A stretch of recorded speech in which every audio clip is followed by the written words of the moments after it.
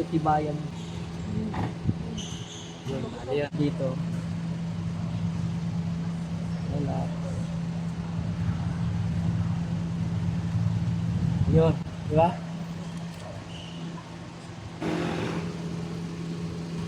Huwag nang gano'n. Oh, pero umaabot na yung motor dito. Nagagawang yalay, no? Sisirain lang naman yan dyan, yung ano nyo, yung emotion nyo. Yun ang sinisira ng sciatica, kaya nagkakaroon ng anxiety. Check po. Yun pa rin, eh. Balanse pa rin, no? Kasi para mag-ganun po, oh. Hindi mo ko benta. Bila ko biskuit. Dati hindi ko po dati abot ko to. Ito, ano pa lang, Kaya lang po, ah. kalahati pa lang. Ganyan nyo siya. Yan, kaya lang po, ah. Sandal kayo sa akin. Yan. Ang dami. Opo, lakad muna, lakad. Ang dami. Ayun, oh, flat na, oh.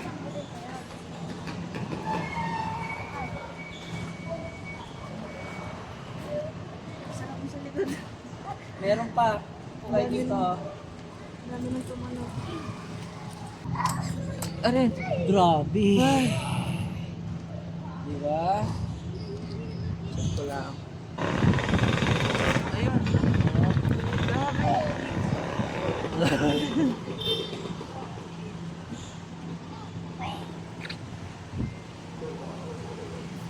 Wala.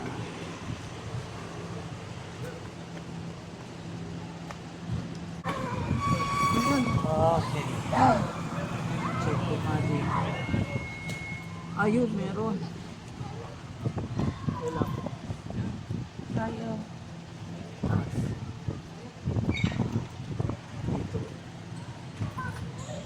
Okay.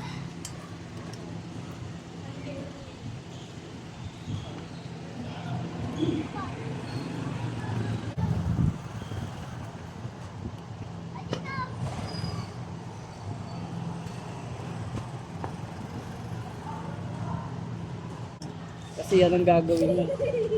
Huwag mong control.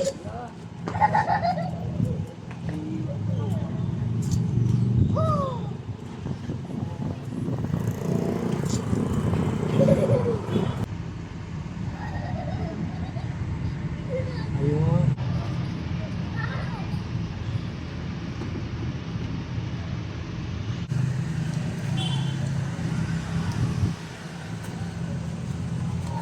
Try nyo ganyan.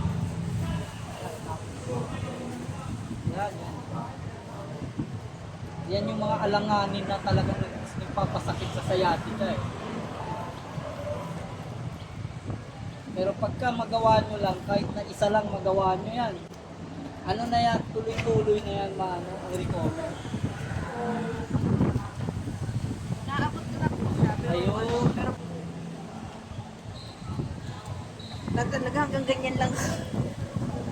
Ngayon, abot na po. Abot na. Yung sa kaliwa, abot ko pa din. Pero kailangan nakabend ko, nagagano ko. Pero pag sabay,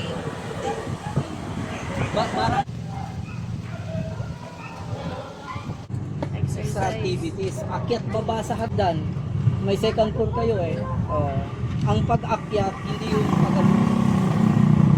kasi hindi kikilos itong dalawang to.